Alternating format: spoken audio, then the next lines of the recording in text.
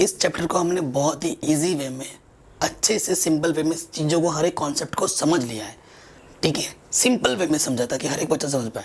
अब इन चैप्टर्स के ना मैं आपको टॉपिक वाइज छोटे से छोटा और बड़े से बड़ा क्वेश्चन समझा दूंगा। और मैं आपसे रिक्वेस्ट करूंगा कि आप खुद से एनसीईआरटी के जो बॉक्स के अंदर क्वेश्चन है उनको भी करो, एनसीईआरटी के जो एक्सरसाइज के क्वेश्चन है उनको भी करो, और एनसीईआरटी पढ़ के आप अपने से नोट्स भी बनाया करो। और ये जो मैंने बताया वो तो बहुत ही सिंपल वे में था, इसको तो करना ही करना है। हेलो एवरीवन, आप सभी का हमारे चैनल पे स्वागत है। सो आज के इस वीडियो में हम क्लास 10th साइंस का जो चैप्टर नंबर 1 है ना, केमिकल रिएक्शन एंड इक्वेशंस को डिटेल में एकदम सिंपल वे में सीखेंगे, एकदम मस्त तरीके से। ठीक है, तो वीडियो को शुरू से लेकर एंड तक देखना। आपको पता है मैं मैथ्स तो पूरी कंप्लीट करवा चुका हूँ। अब ये जो हमारी सीरीज़ है इंटरेक्टिव वे में डिजिटल बोर्ड पे स्टार्ट हो रही है फ्री ऑफ कॉस्ट, तो प्लीज़ इसे सपोर्ट कीजिएगा। चैनल पर अगर नए हैं तो सब्सक्राइब कर लीजिए, नोटिफिकेशन बेल को प्रेस कर लीजिए ताकि मैं जैसे ही वीडियो अपलोड करूँ आपको पता लग जाए। चलिए वीडियो को स्टार्ट करते हैं। तो देखो बच्चों, एक चीज़ मैं आपको सजेस्ट करूँगा, हालांकि आपको ज़रूरत भी पड़ेगी चैप्टर नंबर 5 में। एक एटॉमिक नंबर 1 से लेकर 25 तक लर्न कर लीजिए। जैसे एटॉमिक नंबर अगर 1 है तो उसको हाइड्रोजन आता है उसमें, और उसका जो सिंबल होता है वो H होता है। नंबर 2 पे हीलियम आता है, सिंबल H ही होता है। ऐसे करके याद कर लीजिए क्योंकि ये बहुत ज़्यादा ज़रूरी होता है, बहुत चीज़ों में आपको हेल्प करेगा, तो वो चीज़ याद कर लीजिएगा। ठीक है, और एक दिन मैं क्या करूँगा, इस वीडियो में तो मैंने नहीं ले पाया, नेक्स्ट वीडियो में मैं उस चीज़ को मैं ले भी लूँगा, तो वो हेल्प करेगा आपको। अच्छा, चैप्टर का नाम हमारा है केमिकल रिएक्शन एंड इक्वेशन, है ना। तो बेसिकली जो चेंजेस होते हैं ना, वैसे जो हमारे पास चेंज होता है ना बच्चों, चेंजेस 2 टाइप्स के होते हैं। ठीक है, एक फिजिकल होता है, एक केमिकल होता है। इन दोनों के मतलब समझा देते हैं, और हमें पढ़ना केमिकल के बारे में ही ज़्यादा है, इसके बारे में हमें ज़्यादा पढ़ना है। तो पहला चेंज, अगर फिजिकल चेंजेस की बात की जाए तो उसको मैं बाय एग्जांपल समझाना चाहूँगा। देखो, अगर आपके पास बर्फ़ है, आपने बर्फ़ को गर्म किया, आपको पानी मिल गया, आपने पानी को ठंडा किया, आपको बर्फ़ मिल गया, तो आप एक स्टेज से दूसरे स्टेज में चेंज हो जाने के बाद दूसरे स्टेज से आपको पहले स्टेज में मिल जा रहा है। एक स्टेज से दूसरे स्टेज में चेंज हुआ, दूसरे स्टेज से फर्स्ट स्टेज में फिर से आ सकते हैं। तो ऐसे चेंजेस हमारे क्या होते हैं, फिजिकल चेंजेस में आ जाते हैं। एंड सेकेंड जो हमारे केमिकल चेंजेस हैं ना, अगर फर्स्ट पोजीशन से, फर्स्ट स्टेज से दूसरी स्टेज में चेंज हो गया तो दूसरे स्टेज से फर्स्ट स्टेज में कभी भी नहीं आ सकता। फॉर एग्जाम्पल, पहले वाले की अगर मैं बात करूँ, आप बर्फ़ से पानी बना दिया, पानी से बर्फ़ बना दिया। सेकेंड वाला का एग्जाम्पल, दूध से आप दही बना दो, दही से आप दूध नहीं बना सकते। बना सकते हो क्या? नहीं बना सकते। तो ये एग्जाम्पल है। आई होप सिंपल से एग्जाम्पल से आपका क्लियर हो गया कि फिजिकल चेंजेस क्या होते हैं और केमिकल चेंजेस क्या होता है। और केमिकल चेंजेस पर ही सारी चीज़ें हम पढ़ेंगे और ये ज़्यादा ज़रूरी है। तो केमिकल चेंज क्या होता है? A process of change in the nature and identity of a substance.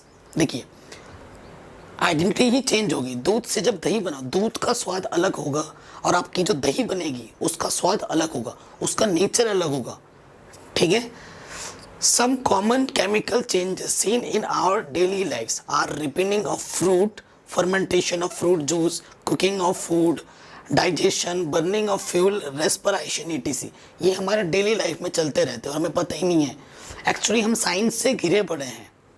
Science तो ऐसा सब्जेक्ट है जो आपको मज़ेदार लगेगा और इसमें कुछ रटने वाली नहीं है, हमारे डेली लाइफ में हो रहा है।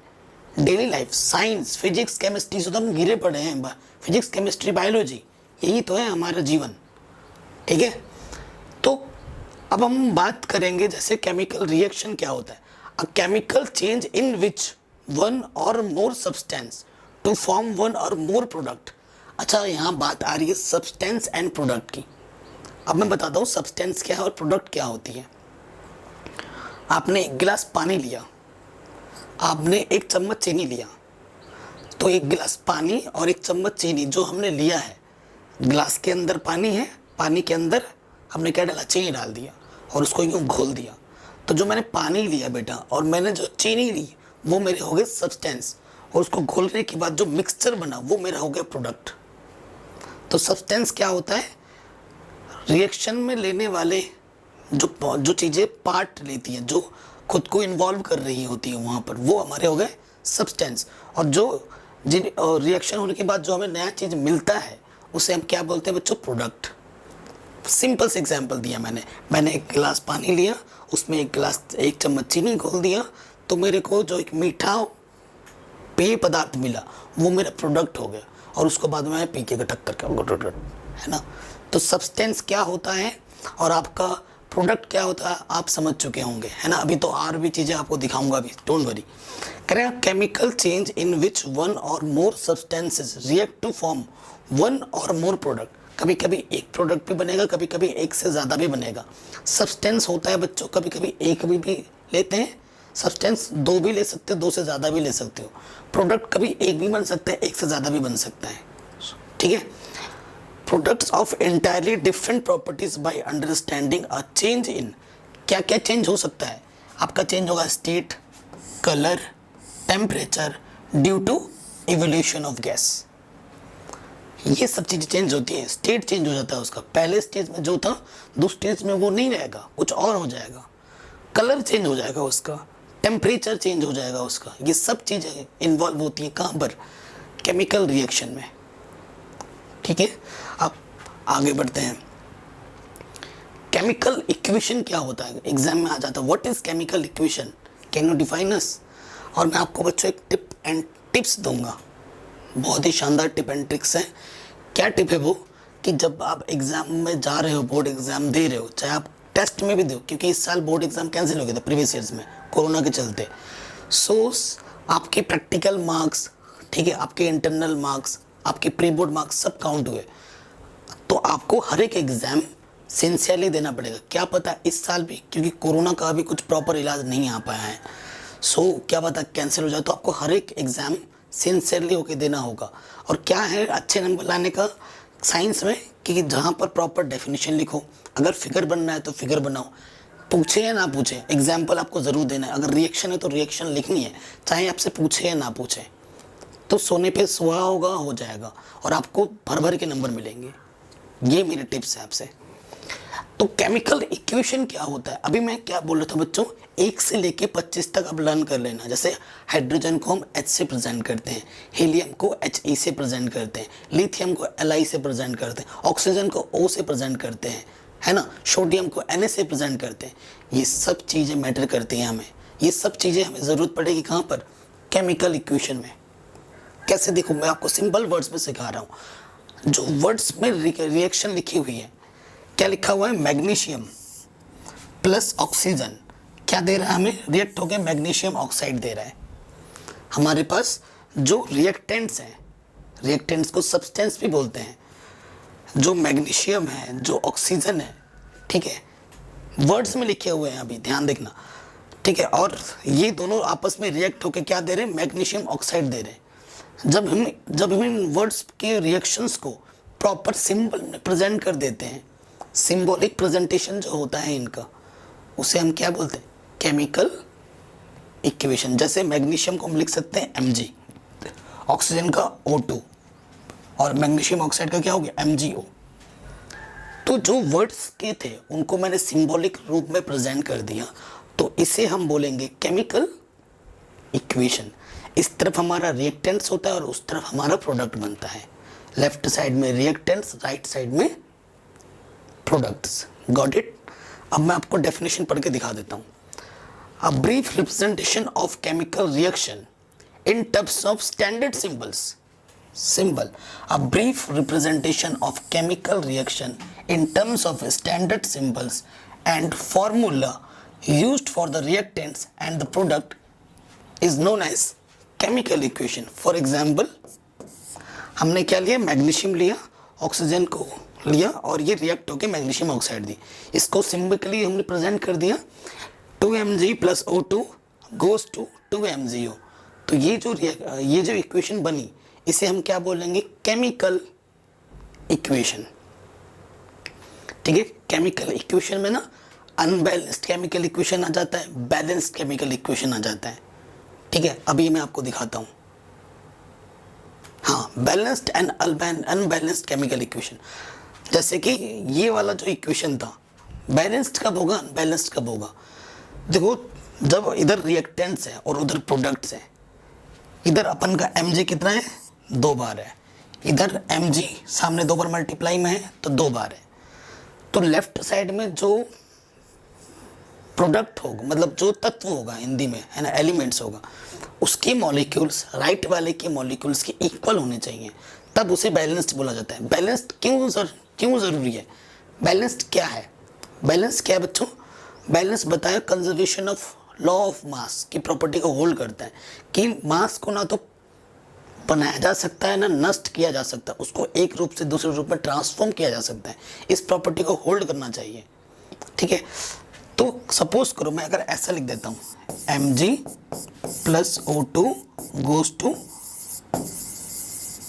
2mgO, तो ये बैलेंस्ड नहीं है, ये अनबैलेंस्ड है। ये क्या है बच्चों? अनबैलेंस्ड। This is unbalanced. अच्छा, अनबैलेंस्ड क्यों? क्योंकि देखो लेफ्ट साइड में mg का 1 मोल है, 1 mg है, सिंपल वर्ड्स में बताऊं, और इधर mg 2 है। तो लेफ्ट में 1 है, राइट में 2 है, यही पता चल गया सर ये तो अनबैलेंस्ड है। बैलेंस्ड कब होगा? जब लेफ्ट में जितने होंगे राइट में भी उतने होंगे, तभी बैलेंस होगा। अगर अब यहाँ पे देखो तो mg के यहाँ 2 है और यहाँ mg भी 2 है, इधर ऑक्सीजन 2 है, इधर भी ऑक्सीजन कितना है? 2 है। 2 सामने मल्टीप्लाई में मतलब है ना सारे उतने टाइम्स हो गए। mg 1 था, 1 सामने 2 लगाया तो 2 mg हो गया। ऑक्सीजन 1 के सामने 2 लगाया तो 2 हो गया। इधर mg 2 है, इधर O2 2 है, तो लेफ्ट में mg 2 था, राइट में mg 2 है। लेफ्ट में ऑक्सीजन 2 था, राइट में ऑक्सीजन 2 है, तो ये बैलेंस्ड है। इसे देखोगे लेफ्ट में mg 1 है, राइट में mg 2 है, सर ये तो अनबैलेंस्ड है। बैलेंस कैसे बनाओगे? जब दोनों तरफ इक्वल हो जाएगा। सर mg को मुझे 2 बनाना है, तो 1 को 2 बनाने के लिए हम क्या करेंगे? 2 से मल्टीप्लाई, 2 1 ज़ा 2, तो 2 से मल्टीप्लाई कर दो, इधर भी 2 mg, इधर भी 2 mg, इधर भी O2, उधर भी O2, तो अनबैलेंस्ड को हमने बैलेंस्ड भी बना दिया। और यही क्वेश्चन आपके बोर्ड एग्जाम में आता है। बोर्ड एग्जाम में आता है कैसे कि अनबैलेंस्ड रिएक्शन को बैलेंस्ड बनाओ, ठीक है। कभी कभी तो सिर्फ सिंपल रिएक्शन की फॉर्म में आ जाता है, कभी कभी ना वर्ड्स में देता है, और वर्ड्स वाले प्रॉब्लम थोड़े से ट्रिकी होते हैं। और मैंने सोचा है ना कि वर्ड्स वाले प्रॉब्लम को इक्वेशन फॉर्म में कैसे बनाते हैं, और उसको फिर बाद में नेक्स्ट पार्ट उसका क्या होगा कि कैसे बैलेंस्ड करते, इस पर मैं एक सेपरेट वीडियो बनाऊंगा। इसी चैप्टर का ही पार्ट है, बट उस पर मैं एक सेपरेट वीडियो बनाने के चाहता हूँ ताकि मैं उस पर ज़्यादा अटेंशन आपका खींच पाऊँ, ठीक है। 15 से 20 मिनट की वीडियो होगी, मैं ज़रूर बना दूंगा 2-1 दिन में, और इसके नीचे लिंक भी कर दूंगा डिस्क्रिप्शन पे, उसको ज़रूर देख लेना, ठीक है। हालांकि मैं वो बना चुका हूँ पहले पेजेस में, बट मैं डिजिटल बोर्ड पे बना दूंगा, ज़रूर देख लेना। तो बैलेंस्ड क्या होता है, अनबैलेंस्ड क्या होता है, वो तो आपको पता चल गया। Equation having an equal number of atoms और masses of various elements on both sides of the arrow is balanced equation, but that having an unequal number is unbalanced equation, ठीक है। सिंपल वही जो मैंने बोला था उन सिंपल प्रॉपर डेफिनेशन में लिख गई। आप इसका स्क्रीनशॉट लेके अपना नोट्स भी बना सकते हो, ठीक है, प्रॉपर। अब ये जो कुछ प्रॉब्लम है, ऐसे प्रॉब्लम आपको बोर्ड एग्जाम में दिखेंगे, ठीक है। हर बार आ जाता है, लगभग हर बार आता है, प्रूफ करने के लिए, बैलेंस करने के लिए, ठीक है। और पढ़ाई आपको शुरू से लेकर एंड तक करना है, तभी आप अच्छा स्कोर कर पाओगे बोर्ड एग्जाम में। ढील मत दो बच्चों पढ़ाई में, है ना। सो देखिए, पहला वाला हम बैलेंस करते हैं, और ये काफ़ी इंपॉर्टेंट क्वेश्चन है पहला वाला, है ना। तो पहला वाला रुक के करते हैं, थोड़ा पहले आसान वाला ले लेते हैं, जैसे कि ये वाला डी वाला पहला करते हैं, ठीक है। डी वाला पहला करते हैं। इधर देखिए, ये BaCl2 H2SO4, फिर यहाँ है BaSO4। देखो किताब में ना अलग तरीके से कर रखा होगा, ऐसा टेबल बना के रखा होगा एक एक के लिए, लेफ्ट वाला लिख दिया, राइट वाला लिख दिया, वो तो चलो ठीक है, उससे ना कोई फ़ायदा नहीं है, उससे आपका टाइम वेस्ट होना है। जैसे मैं अपने टाइम पे सीखा था, मैं खुद से ही सब सीखा था, जैसे मैंने किया, मेरे इसमें बहुत अच्छे मार्क्स, डिक्टेशन था, ठीक है। सो मैं आपको वही तरीका आपको बता रहा हूँ, मैं ऐसा टीचर नहीं हूँ जो नॉलेज को बांटने से डरता है। मेरे पास जितना नॉलेज है, जो आसान वे है, वही मैं आपको समझाता हूँ। ठीक है, मेरा मानना यह है कि नॉलेज बांटने से बढ़ता है और ये सत्य है। कई टीचर ना अपना 100% शेयर कभी नहीं करता। वो सोचता है मैं शेयर कर दूंगा, इससे सब आ जाएगा, फिर मेरे लिए खतरा है। ये फैक्ट है, ये फैक्ट है। ये चीज़ पता है, मुझे एक टीचर ने बोला था जब मैंने फर्स्ट टाइम कोचिंग लगाई थी हायर एजुकेशन में। वो बोलता है कि हम अपने स्टूडेंट्स को सिर्फ 55% 45% वो अपना नॉलेज शेयर करते हैं।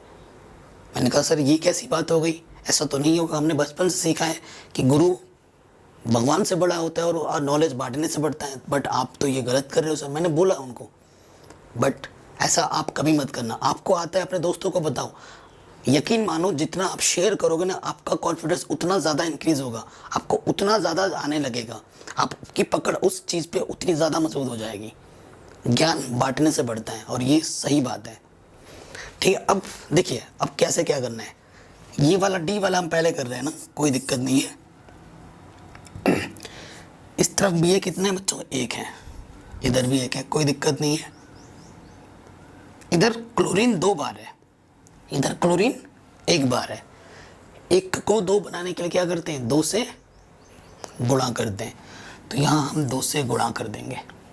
ठीक है सर, क्लोरीन तो 2 बन गया, ठीक है, लेकिन सर हाइड्रोजन भी तो सर 2 बन गया। अरे हाँ, हाइड्रोजन भी 2 बन गया, सही बात है। इधर हाइड्रोजन कितना है, इधर भी तो 2 था लेफ्ट में, उधर भी 2 आ गया, तो हाइड्रोजन भी हमारा ये दोनों तरफ बराबर हो गया, इक्वल हो गया। इस तरफ H1 है, इस तरफ H1 है, ऑक्सीजन 4 है, इधर भी ऑक्सीजन 4 है। सर इक्वेशन तो बैलेंस्ड हो गया। जस्ट हमने क्या किया, यहाँ पर 2 से मल्टीप्लाई किया था, फिनिश, बैलेंस्ड। डी कर लिया हमने, अब सी पे आ जाओ, लिख लेते हैं।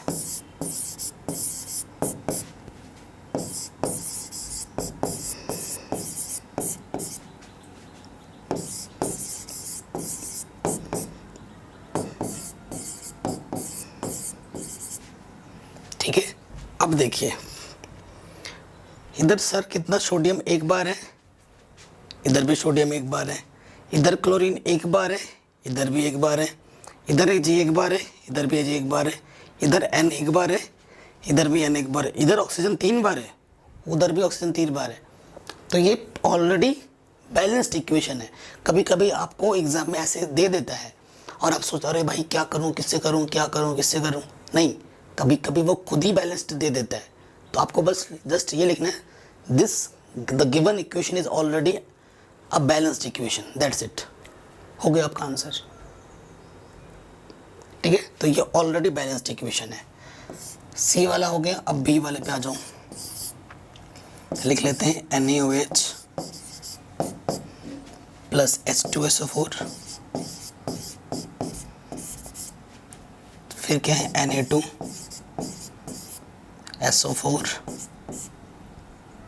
Plus H2O।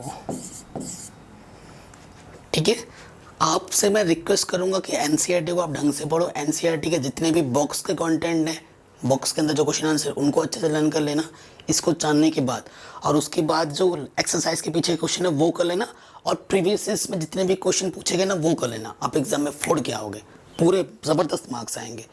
ठीक है, ये टिप्स भी मैं आपको इस वीडियो में दे रहा हूँ। अब देखिए यहाँ पर सोडियम 1 बार है और यहाँ पर सोडियम 2 बार है। तो क्या करना है, 1 को 2 बनाने के लिए 2 से मल्टीप्लाई करना है। मल्टीप्लाई कर दिया, 2 से मल्टीप्लाई।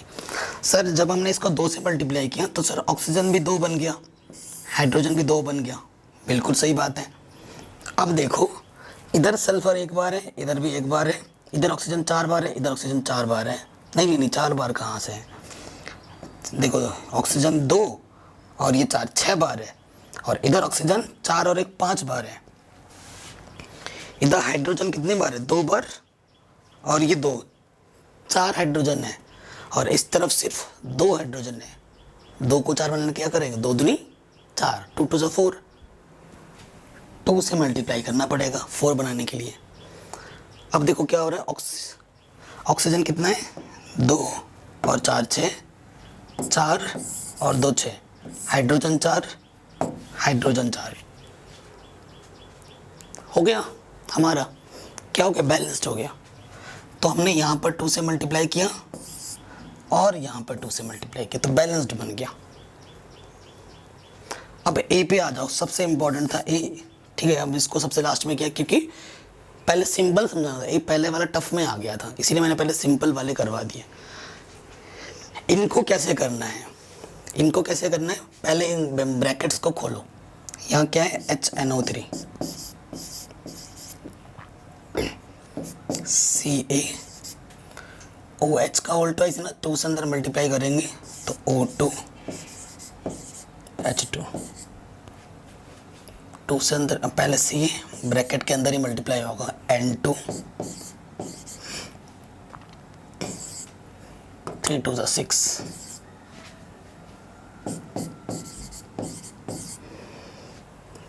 ठीक है बच्चों, अब देखिए, अब वही काम करना है हमें, देखना है किधर कितने हैं। कैल्शियम 1, कैल्शियम 1, नाइट्रोजन 2 है यहाँ पर, और यहाँ पर बच्चा 1 है नाइट्रोजन। 1 को 2 बनाने के लिए 2 से मल्टीप्लाई, ठीक है। अब देखो हाइड्रोजन कितने हो गए, 2 2 4,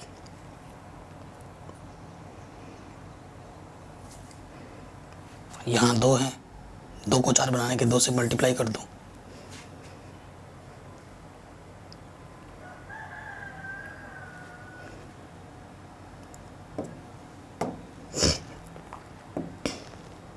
ऑक्सीजन कितने हैं यहाँ पर, 3 दूनी 6 और 2 8, 6 और 2 8, हो गया बैलेंस्ड।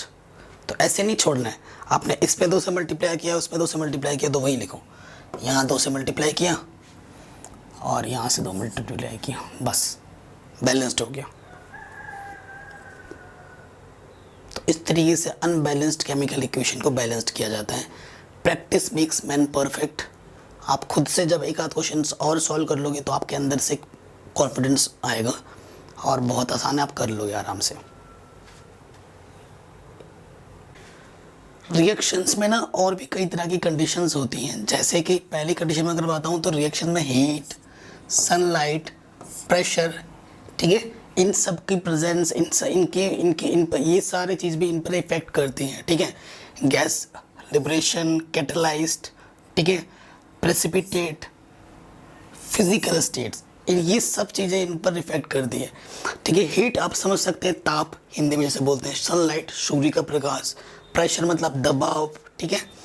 गैस लिबरेशन, उसके बाद कैटलाइज की प्रेजेंस, कैटलाइज क्या करता है ना, और इक्वेशंस जो बन रही है उसकी रफ्तार को कभी कम तो कभी ज़्यादा बनाता है, ठीक है, कैटलाइज। प्रेसिपिटेट फॉर्म, प्रेसिपिटेट मतलब गंदगी, अवशेप, ये सब भी फॉर्म करता है कभी कभी। फिजिकल स्टेट में चेंजेस, कभी कभी वो गैस में होगा, कभी वो सॉलिड में होगा, कभी वो एक्वस सॉल्यूशन में होगा, तो ये सब चीज़ें भी बताता है फिजिकल स्टेट्स etc, ठीक है। तो अगर मैं बात करूं हीट, सनलाइट, प्रेजेंट, प्रेशर, ये सब क्या होता है, जैसे कि देखो अगर मैं बात करूं, ये जैसे हमारा क्या है, CaCO3 कैल्शियम कार्बोनेट रिएक्ट हो गए, CaCO2 बन गया, ठीक है। गैस लिबरेशन में यह CaCO3 CaO + CO2 ये हो गया। कैटलाइज्ड के बारे में बता ही चुका हूँ, कैटलाइज्ड क्या करता है, और रिएक्शंस की रेट को कम ज़्यादा करता है, तो वो डिपेंड करता है किस टाइप की इक्वेशन हो रही है। प्रेसिपिटेट क्या होता है, एक अवशेप, गंदगी, ठीक है। जैसे ये इक्वेशन है PbNO3 का होल ट्वाइस 2Na, यहाँ पर ये जो AQ लिखा है ना, AQ ये सब उसकी स्टेट को प्रेजेंट करती है। AQ को बोले तो एक्वस, ठीक है, विलियन, जलीय विलियन। तो ये PbI2 ये हमारा प्रेसिपिटेट है, ठीक है। प्रेसिपिटेट क्या होता है, अवशेप हिंदी में, मतलब गंदगी थोड़ा बहुत, है ना, ये बहुत ज़्यादा नहीं होते लेकिन होते हैं। 2NaO3, ठीक है। फिजिकल स्टेट जैसे कि ये कार्बन, C लिखा है, H for solid, G for gas, CO2 gas, ठीक है, ये चीज़ बताता है। फिजिकल स्टेट में आ सकता है सॉलिड, लिक्विड, एक्वस, गैस, ये सब होता है फिजिकल स्टेट। अब अगर हम बात करें टाइप्स ऑफ केमिकल रिएक्शंस, तो इस टाइप के कुछ रिएक्शंस होते हैं, जैसे कि कॉम्बिनेशन रिएक्शन, नाम से ही पता चल रहा है, कॉम्बिनेशन जुड़ना, डीकम्पोजिशन टूटना, डिस्प्लेसमेंट, एक की जगह दूसरा आ जाना, डबल डिस्प्लेसमेंट, अदला बदली करना। ठीक है, इस टाइप के कुछ रिएक्शंस होते हैं, इनके बारे में हम डीप में पढ़ेंगे और इस पर बेस्ड क्वेश्चन भी बोर्ड एग्जाम में पूछे जाते हैं, काफ़ी इंपॉर्टेंट है। जैसे कि पहला क्या है, कॉम्बिनेशन रिएक्शन। कॉम्बिनेशन का मतलब होता है जोड़ना। ठीक है, कॉम्बिनेशन में क्या होता है कि दो या दो से ज़्यादा आपके क्या होंगे, सब्सटेंस होंगे इस तरफ, और फिर वो कंबाइन होके एक ही प्रोडक्ट देगा, सिंगल प्रोडक्ट। कह रहा था रिएक्शन इन विच 2 और मोर रिएक्टेंट्स, जो रिएक्टेंट्स होंगे वो 2 या 2 से ज़्यादा होंगे, कंबाइन होके सिंगल प्रोडक्ट देता है। आपका जो प्रोडक्ट होगा वो सिंगल ही होगा। सिंपल सा एग्जाम्पल लिया है, देखो ज़्यादा लंबा चौड़ा नहीं रखा, चीज़ों को मैंने सिंपल ही रखा है। जैसे ये CaO है, ठीक है, H4 मतलब सॉलिड स्टेट में है, ये है L फॉर मतलब लिक्विड, H2O, ठीक है, ये कंबाइन होकर क्या बनाएंगे, CaOH का whole twice aqueous solution AQ। तो ये क्या है, दो मेरे क्या है, कैटलाइज्ड है, सॉरी कैटलाइज्ड बोल रहा हूँ, दो मेरे पास क्या है, रिएक्टेंट्स है, दो रिएक्टेंट्स ऐड होके एक प्रोडक्ट दे रहे हैं। तो कॉम्बिनेशन रिएक्शन में सिंगल प्रोडक्ट बनता है, ये ध्यान रखना है। Simple definition, simple example. Next आपका क्या है, डीकम्पोजिशन रिएक्शन। डीकम्पोजिशन का मतलब होता है टूटना। तो देखो इसमें क्या होता है ना, एक ही रिएक्टेंट्स होगा और वो 2 या 2 से ज़्यादा प्रोडक्ट देता है रिएक्शन के बाद। Reaction in which a single reactant breaks up to give 2 और more simpler products is known as decomposition reaction. देखो हमारे पास ये क्या है, CaCO3 सॉलिड स्टेट में है, रिएक्शन के बाद ये क्या दे रहा है, CaOH और CO2 गैस। तो हमारे पास प्रोडक्ट कितने हैं, 2 है। तो क्या रहा है, एक ही रिएक्टेंट्स होगा जो कि ब्रेक करके 2 या 2 से ज़्यादा प्रोडक्ट देंगे। सिंपल सर डेफिनेशन है, सिंपल से एग्जाम्पल से मैं आपको समझा रहा हूँ। आई होप आपको सब समझ में आ रहा होगा। नेक्स्ट क्या है, डिस्प्लेसमेंट रिएक्शन, और इसे सब्स्टिट्यूशन रिएक्शन भी बोला जाता है। डिस्प्लेसमेंट रिएक्शन में क्या होता है ना बच्चा, डिस्प्लेट करता है, एक की जगह पर दूसरा आ जाता है। ठीक है, जैसे कि देखो, the reaction in which one element or group of elements of a compound replaced by another elements or group of elements to form its own compound is known as displacement reaction or substitution reaction. मतलब एक की जगह पर दूसरा आ जाता है। Example समझो, ये मेरा Zn है और ये मेरा CuSO4 है। तो Zn किसके साथ आ गया, SO4 के साथ आ गया, मतलब CO को उसने हटा दिया। अब Zn ने CO को क्यों हटाया, ये रिएक्टिविटी सीरीज पढ़ोगे आप चैप्टर नंबर 3 में।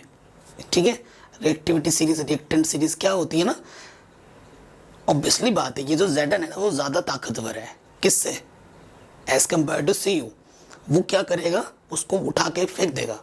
यही तो होता है नेचुरल लाइफ में भी, एक ताकतवर इंसान कमजोर को उठा के फेंक के उसकी जगह पर घेर लेता है ना, वही काम ये करता है। रिएक्टेंट सीरीज में ना Zn ऊपर है CU से, तो वो उसकी जगह पर जाकर घेर लिया, उसने उसको हटा के उसकी जगह पर आ गया। तो यहाँ क्या बन गया, CU को उसने हटा दिया और CU की जगह पर Zn आ गया। तो ये क्या हो गया, ZnSO4 और बेचारा CU अलग हो गया। तो ऐसे रिएक्शंस को क्या बोलते हैं, सब्स्टिट्यूशन रिएक्शन, मतलब एक की जगह दूसरा रखा हमने, या फिर डिस्प्लेसमेंट रिएक्शन, जो आपको अच्छा लगे, दोनों का मतलब एक है।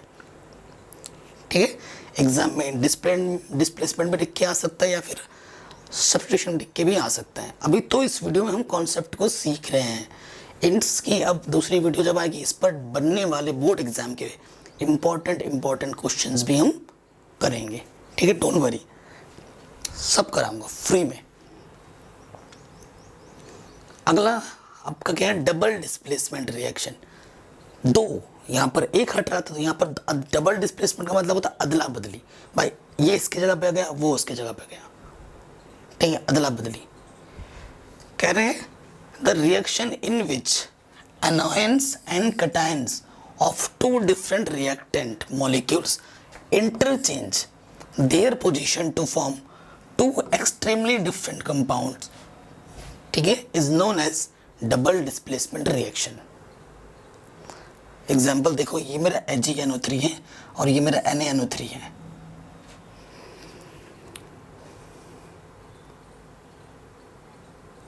ठीक है, तो ये यहाँ पर एग्जाम्पल पूरा नहीं है बच्चों, ठीक है, ये कुछ गड़बड़ एग्जाम्पल है, ये एग्जाम्पल नहीं लिखा है, पीपीटी बनाने वाले ने गलत कर दिया यहाँ पर, ठीक है, मैं एग्जाम्पल डाल दूंगा। अब देखिए types of reaction, types of reaction में क्या होता है ना, जैसे एंडोथर्मिक रिएक्शन भी होता है, एक्सोथर्मिक रिएक्शन भी होता है, ठीक है। एंडोथर्मिक रिएक्शन क्या होता है, the reaction in which heat is absorbed along with the formation of products, मतलब हीट अब्जॉर्ब होती है, मतलब कुछ भी एग्जाम्पल, कुछ रिएक्शन आप लिख रहे हो, जैसे कुछ भी लिख दिया, ऐसा कुछ होता नहीं है, मैं आपको समझा रहा हूँ बाय एग्जाम्पल, जैसे कि H2 प्लस समथिंग कुछ एक रिएक्शन लिखी, कुछ कंपाउंड बना और यहाँ पर माइनस एनर्जी होगी कुछ भी, ठीक है, यहाँ पर माइनस में होगा। जब भी यहाँ पर माइनस दिखे आपको तो उसका वो समझ जाना है कि एंडोथर्मिक रिएक्शन है। एंडोथर्मिक रिएक्शन का मैं एग्जाम्पल दे रहा हूँ, बहुत ही शानदार एग्जाम्पल है। ठंड का समय है, ठीक है, ठंड है, एक कील लिया आपने, कील होता है ना, कील ऐसे ठोकने वाला कील, वो ठंडा ठंडा रहेगा, ठीक है। आप जब उसे हाथ से पकड़ोगे तो आपको पहले ठंडा लग रहा होगा, वो उसके थोड़ी देर बाद आप देखोगे कि उसमें क्या हुआ ना, कील फिर ठंडा नहीं लगता आपको। तो पहले तो ठंडा लग रहा था, फिर बाद में क्या होगा, बाद में क्यों ठंडा नहीं लगता, क्योंकि ठंडा बाद में इसलिए लगता क्योंकि उस कील ने आपकी बॉडी की हीट को ऑब्जॉर्व कर लिया है, और उस कील की जो टेम्परेचर है आपके बॉडी के टेम्परेचर के साथ इक्वल हो गया है, तब जाके आपको वो ठंडा गर्माहट फील नहीं होता है। तो एक सिंपल सा एग्जांपल दिया मैंने आपको डेली लाइफ का। अगला क्या है, एक्सोथर्मिक रिएक्शन।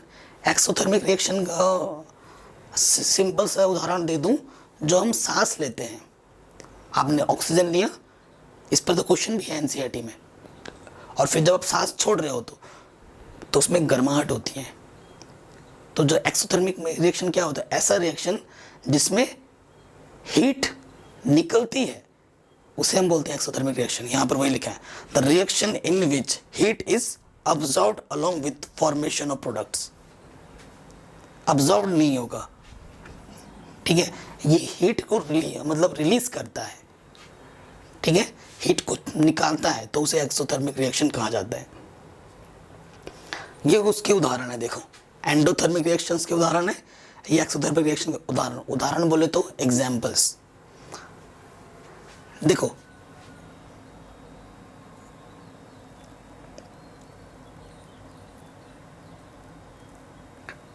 ठीक है, ये उसके उदाहरण है, ये आपके स्क्रीन पे आ गया, इसको लिख सकते हैं।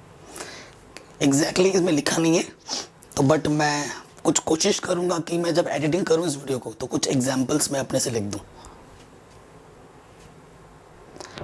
अब डीकम्पोजिशन रिएक्शन यानी कि एंडोथर्मिक जो आपने पढ़ा, एंडोथर्मिक में भी टाइप्स होते हैं, ठीक है, थर्मोलाइसिस, फोटोलाइसिस और इलेक्ट्रोलाइसिस, ये भी एक चीज़ है।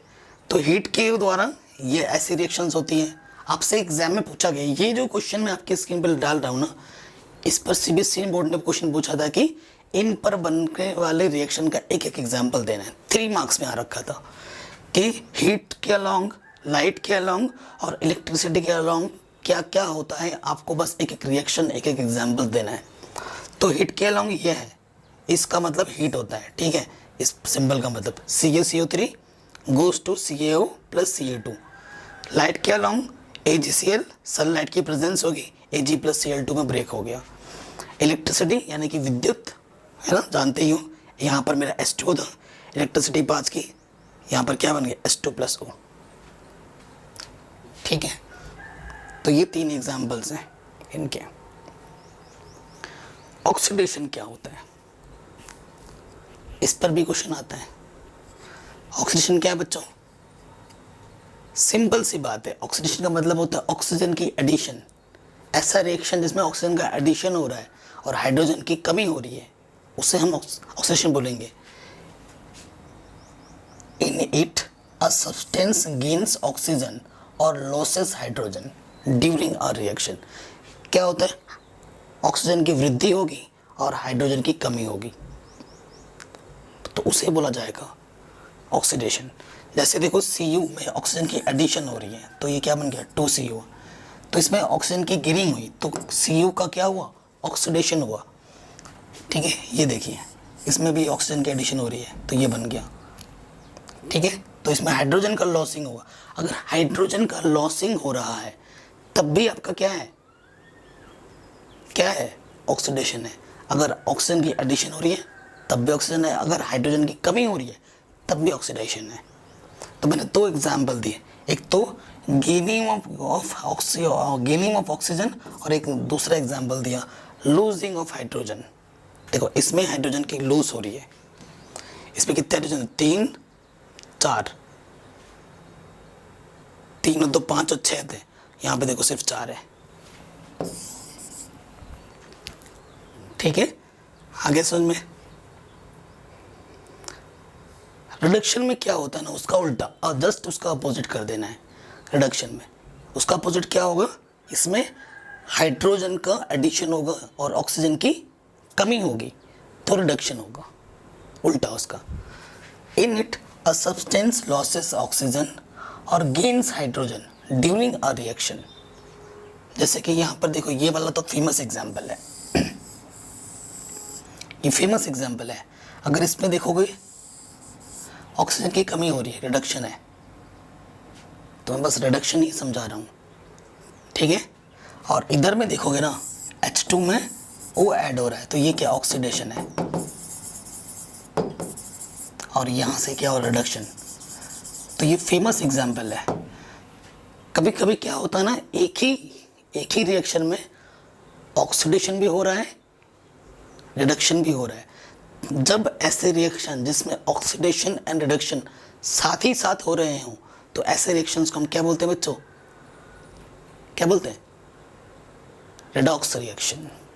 हिंदी में बोलते हैं, इसका मस्त नाम है अपोपचय। क्या हुआ, अपोपचय, पता नहीं क्या है। ठीक है, तो इसका जो ऐसे रिएक्शन जिसमें ऑक्सीडेशन और रिडक्शन एक साथ हो रहा हो, ऐसे रिएक्शंस को हम क्या बोलते हैं, रेडॉक्स रिएक्शन। और इसका मस्त सा एग्जाम्पल ये वाला है, ये वाला सिंपल।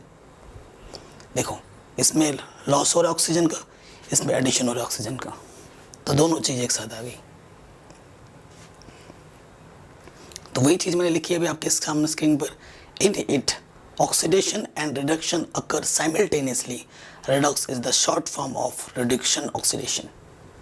ठीक है, ऐसा रिएक्शन जिसमें दोनों एक साथ हो रहे होते हैं। सो इसमें क्या हो रहा था, रिडक्शन, और इसमें क्या हो रहा था, ऑक्सीडेशन, दोनों साथ साथ हो रहे हैं। तो ऐसे रिएक्शंस को हम क्या बोलेंगे, रेडॉक्स रिएक्शन। आ रहा समझ में, सिंपल सा चैप्टर है ये। अब आपका नेक्स्ट टॉपिक क्या है बच्चों, कोरोजन। ठीक है, कोरोजन क्या होता है, कोरोजन आ जाएगा, फिर रेंसिडिटी, ये टॉपिक्स पे क्वेश्चन बहुत आता है, रस्टिंग है ना, फिर रेंसिडिटी, ये इस पर क्वेश्चन बहुत आते हैं। कोरोजन के बारे में जान लो। The process of slow conversion of metals into undesirable compounds by the action of moisture, water, acids and air. It causes damage of articles like car bodies, bridges, iron, railings, ships and other substance of daily uses. corrosion का सीधा सीधा मतलब है जंग लगना, हिंदी में बात करें तो जंग लगना। जंग समझते हैं ना आपने, क्या होगा, जंग कब लगता है, अगर आपके पास कोई मेटल है उसे आप नमी वाले जगह पर छोड़ दोगे, यहाँ पर किसी बंद कमरे में रख दोगे जहाँ पर सन लाइट नहीं आती है। ठीक है, इनकी, और वहाँ पर मॉइस्चर है मतलब ऑक्सीजन नहीं मतलब मॉइस्चर है, वहाँ पर नमी है, वहाँ पर सनलाइट की प्रेजेंस नहीं है, तो उस मेटल पे क्या बना, धीरे धीरे उस पर एक भूरी कलर की परत चढ़ने लगती है। उससे हम क्या बोलते हैं, उस भूरी कलर की परत तो जंग बोलते हैं। और वो जंग क्या करता है, उस मेटल को ना उसके साथ रिएक्ट करके उसकी जो सॉलिडिटी है उसको धीरे धीरे कम करता है और उसको गला देता है, धीरे धीरे बेकार कर देता है, ख़राब कर देता है। तो इसे ही बोला जाता है corrosion. The process of slow conversation of metals into their undesirable compounds, undesirable जिसे हम नहीं चाहते हैं, by the action of moisture, water, acids and air, It causes damage of article like car bodies, bridges, iron railing, ships and other substance of daily uses. ठीक है. Rusting, rusting क्या होता है? वही देख रहे हैं आपको, ये एक टुकड़ा है, इस पर देखो क्या लगा है, बुरी बुरी जंग टाइप लगी पड़ी है ना. Correct. Corrosion of iron is called rusting. जो कोरोजन होता है ना आयरन का, उसे हम क्या बोलते हैं? रस्टिंग बोलते हैं, जंग लगना. रस्टिंग बोले तो जंग लगना. Rust is mainly hydrated iron deteriorates due to rust. Rusting can be prevented by applying a layer of oil and grease. Rusting को आप बचा सकते हो कैसे? एक ऑयल और ग्रीस की परत अगर उस पर चढ़ा दी जाए तो वो फिर उससे रिएक्ट नहीं कर पाएगा. ठीक है. और coating of iron articles with a thick layer of paint और लेयर ऑफ जिंक. तो क्वेश्चन में आता है कि हम मेटल्स पे पेंट क्यों करते हैं? For preventing of rusting. ठीक है, जंग से बचाने के लिए हम ऐसा करते हैं. बहुत ही सिंपल सा टॉपिक था, आई होप आपको समझ में आ गया होगा. रेंसिडिटी क्या होता है? जैसे देखो, कभी कभी जो आपके खाने होते हैं ना बच्चों, खाना है जिसमें आपने तेल से बनाया है ना, जिसको आपने फैट से बनाया है, ऐसे खाने को जो हम कई दिनों तक रख देते हैं तो उसमें से बदबू मारता है. उसकी जो उसको अगर टेस्ट करोगे ना, उसका स्वाद चेंज हो गया होता है, आपको उल्टी सी आएगी, बदबू मारेगा, उसका जो स्वाद वो खट्टा खट्टा भी हो जाएगा, एसिडिटी आ जाती है उसमें. सो क्या होता है? The phenomenon in which food items when cooked in oils and fats are kept exposed to air and unprotected give unpleasant smell become rancid.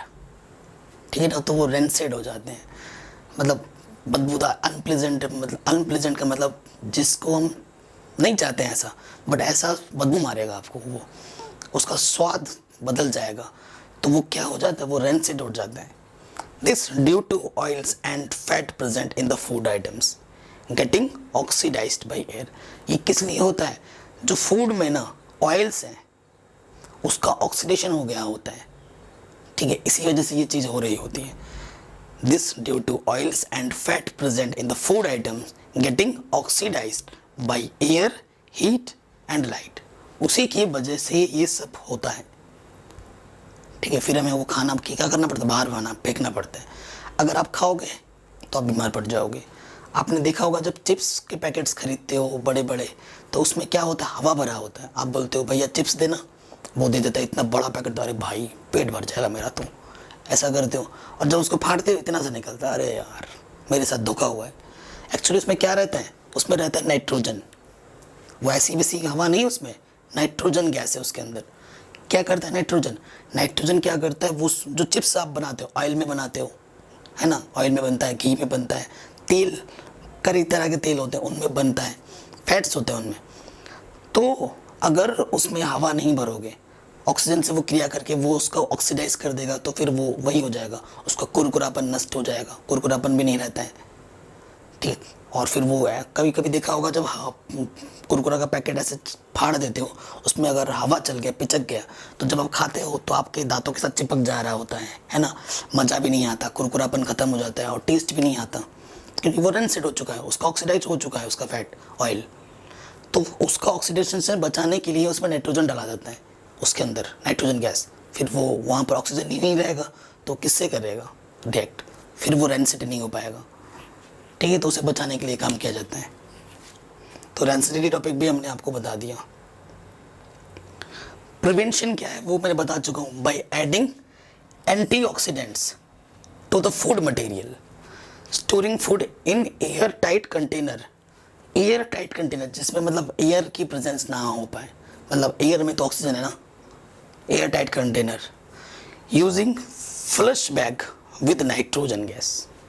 तो ये सब करके आप उसको बचा सकते हो, प्रिवेंट कर सकते हो. आई होप ये सब चीज़ें आपको समझ में आ रही होंगी. तो ये छोटा सा चैप्टर था हमारा. इस चैप्टर को हमने बहुत ही इजी वे में, अच्छे से सिंपल वे में चीज़ों को, हर एक कॉन्सेप्ट को समझ लिया है. ठीक है, सिंपल वे में समझा था कि हर एक बच्चा समझ पाए. अब इन चैप्टर्स के ना मैं आपको टॉपिक वाइज छोटे से छोटा और बड़े से बड़ा क्वेश्चन समझा दूंगा. और मैं आपसे रिक्वेस्ट करूंगा कि आप खुद से एनसीईआरटी के जो बॉक्स के अंदर क्वेश्चंस है उनको भी करो, एनसीईआरटी के जो एक्सरसाइज के क्वेश्चन है उनको भी करो, और एनसीईआरटी पढ़ के आप अपने से नोट्स भी बनाया करो। और ये जो मैंने बताया वो तो बहुत ही सिंपल वे में था, इसको तो करना ही करना है। और इसके बाद एग्ज़ाम से पहले एग्ज़ाम से 4-5 महीने पहले ना, पहले तो मेरा पहला फर्स्ट टारगेट है कि हर एक चैप्टर को समझा दूँ। हर एक चैप्टर समझाने के बाद हर चैप्टर की टॉपिक वाइज इम्पॉर्टेंट छोटे से छोटा क्वेश्चन और बड़े से बड़ा क्वेश्चन आपके साथ डिस्कस करूं।